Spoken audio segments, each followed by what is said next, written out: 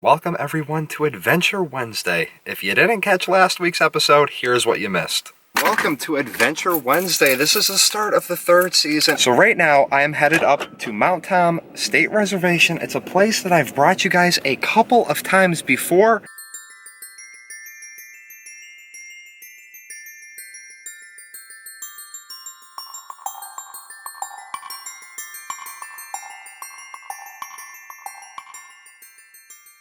So it's a brisk 28 degrees out right now. It's pretty windy. That's where we're headed. I don't know if you guys can see it. The marked location is almost 3 miles away. But more on that in a second.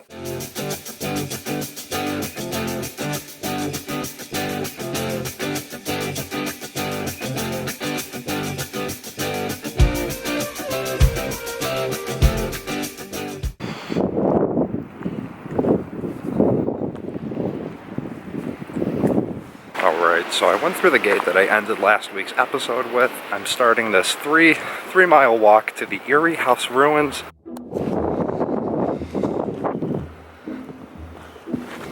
Very windy up here.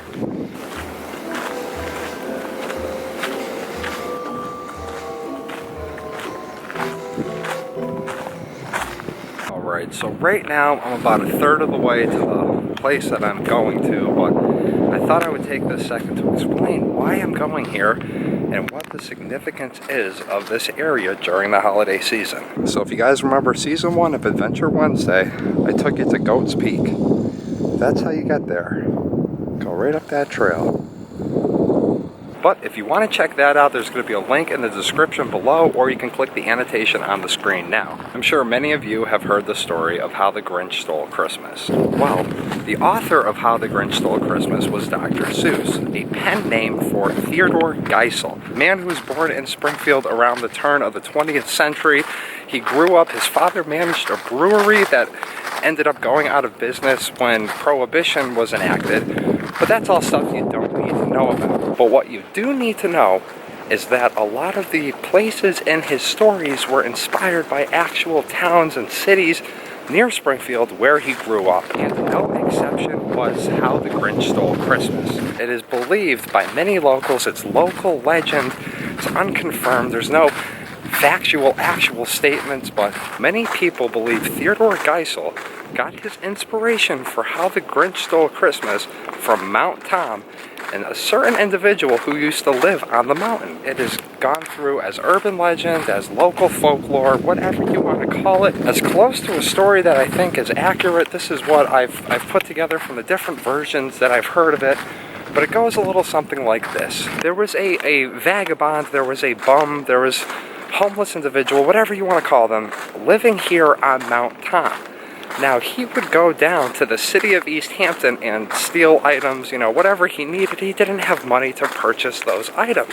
So apparently one Christmas he went down and stole a bunch of presents or items from some family, and villagers or, the people came up the mountain looking for him, and that's really all there is to know about it. Many people do believe that there was a certain cave, an area that he was sleeping and living in. I'm going up to this area. I've explored this place a couple of times before with my friend. We're going to see if we can find any truth behind How the Grinch Stole Christmas. So now that I got all that talking out of the way, I'm about 2/3 of the way there. Last week when I was driving in here, there was a couple of turnaround areas. This is one of them that was, open about 10 years ago. Last time I went through here in a car, and the majority of those trees there were cut back or cut down, so you could see a pretty decent view. Now, I'm not expecting to find this massive Batcave-like cavern, like Jim Carrey's portrayal of How the Grinch Stole Christmas where he lived, but maybe there is something, maybe there's, small little crevasse or something that might look livable. Hopefully not livable enough for some hibernating bears, but we'll have to find that out when we get to that bridge and cross it. To McCool Trail. Guess you have to be a McCool.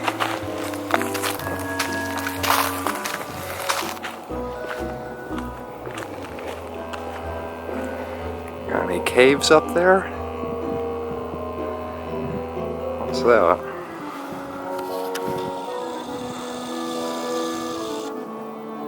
I don't think that's a cave. And now you're coming up on a steep part here. This is a final ascent before you get to the parking area that you can no longer park at. Look, we got a little cave in there, but not big enough for a person, especially a Grinch. You can see by this map here, we're there, you are here, and East Hampton, or Whoville, is down here. So it would have been very easy for him to just walk right down the hill.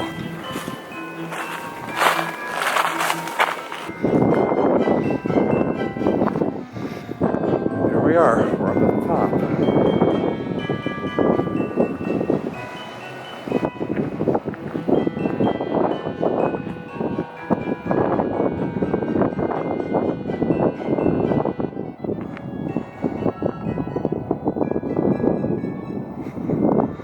Now East Hampton would be right in there, right behind these trees.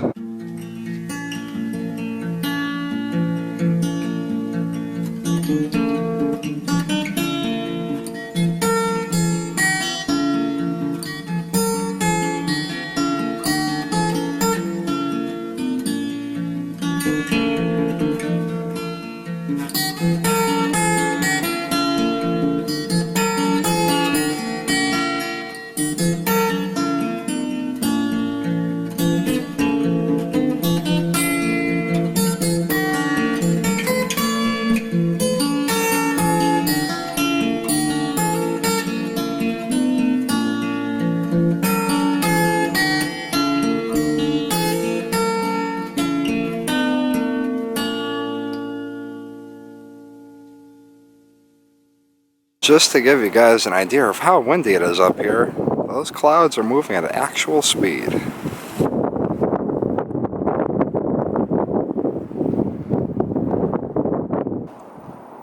Whoville. So right now, I'm going to head up a little further to where I believe is the best educated area as to where the Grinch would have lived. Erie Ruins. It's up by the Erie Ruins. So right here is a little history on the area that we're going. So on the 4th of July, 1861, it was opened and dedicated the Erie House, or Eagle's Nest. In 1901, the hotel, pavilion, and stable burned to the ground. All is lost. It was caused by negligence and cremation of several horses which had recently died. The important thing about here is in 1901, the hotel, pavilion, and stable burned to the ground, leaving this area open for the possibility of somebody or something like a Grinch to live here. Now, when I do get up there, you'll see what I mean. It would have been very easy to just put up a couple pieces of wood, maybe a few slices of a tree, some cardboard even. You can pretty much do anything and make this a livable area. The Erie House Ruins. Quite possibly the location where the Grinch lived. I don't know if you can see from here, but through those trees is East Hampton. So that would have been a very easy path for said Grinch to walk up.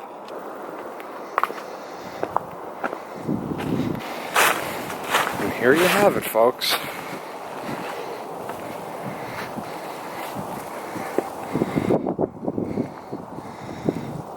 The Erie House Ruins.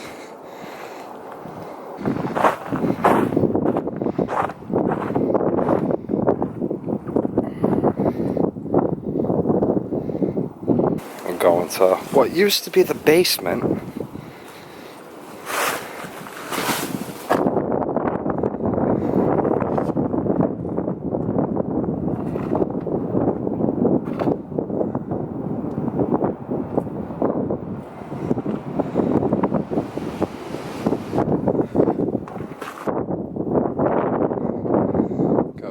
Passageway here.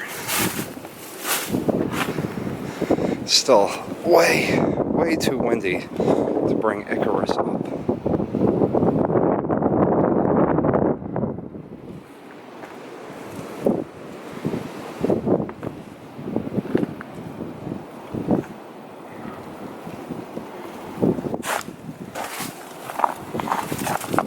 Little hole in there. There's only two of these archway-like areas left up here, minus that little tunnel entranceway there. The rest of them have collapsed.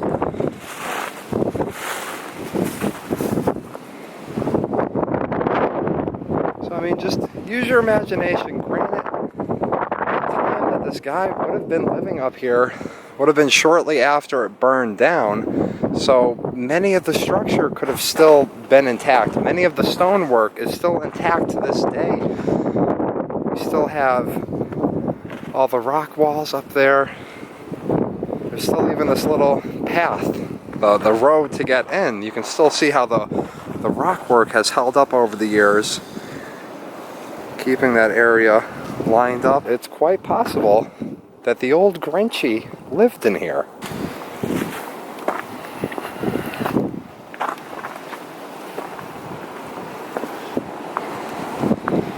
Look, there's an animal up here.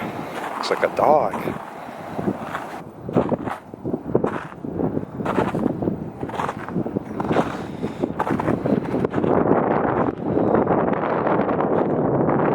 And of course, there are doubts that the Grinch would have even traveled up this far to even live here, let alone taken the time to bring supplies and whatnot up here to make it habitable.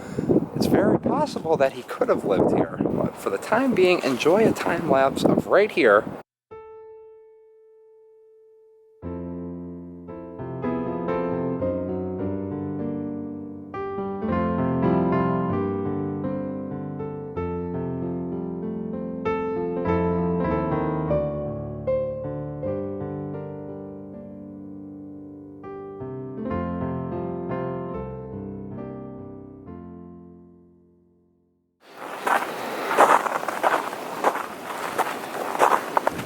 Now, there was a point in time where you could climb this tower, but it doesn't look like that's the case anymore. Huh.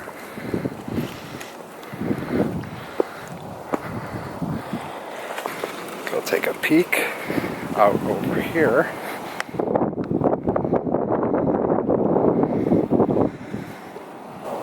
Huh. It's like a box up there. Should I do it? Should I do it? I guess I will. Put Icarus through the gate. Put Icarus right there.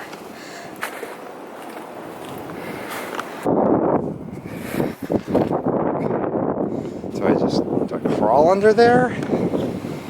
Maybe I can fit through one of these walls. Okay. Got my glove on. Here we go, folks. There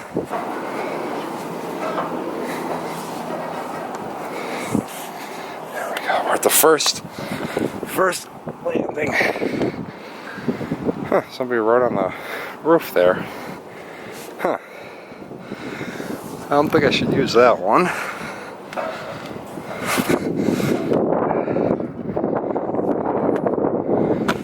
Quite the journey. There we go. One more.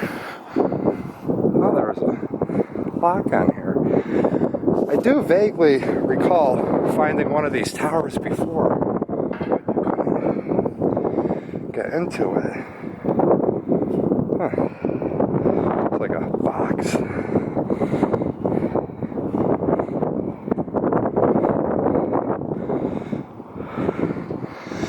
Huh.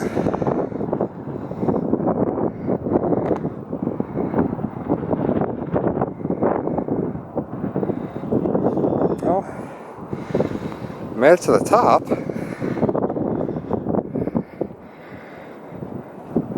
the heck this is. If you guys know what the heck that's used for.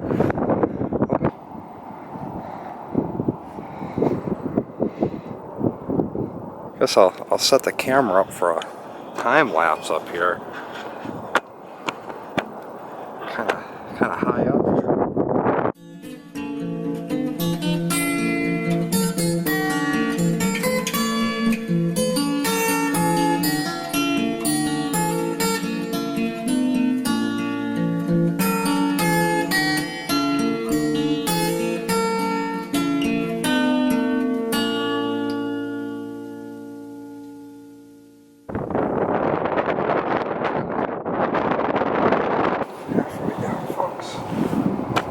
Yeah, this would have been a tight squeeze with Icarus on my back.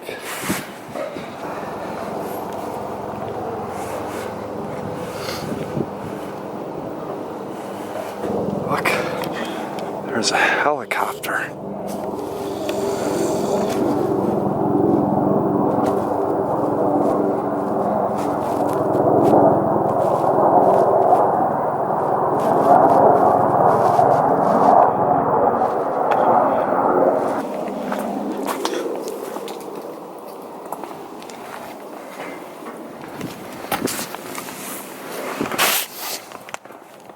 Successfully down from the tower.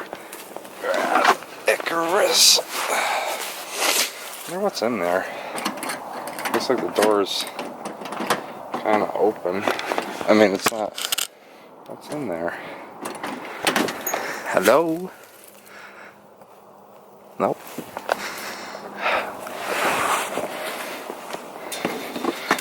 Back. And me. Okay. Now, we may never find out if this urban myth, this urban legend of the Grinch living here was true or not. It's getting to that point where the people that would have known the actual factual things have become deceased. But that doesn't mean that urban legends can't live on. That doesn't mean that you can't get out there and explore areas that made sense. I mean, just look around me. This would have been a perfect area for somebody to live in after the hotel burned down, after, evacuated. Nobody would have came up here. Nobody would have bothered you. So, with the ruins of the Erie house at my back, we're leaving here. There's no factual evidence, no proof that the Grinch ever lived here.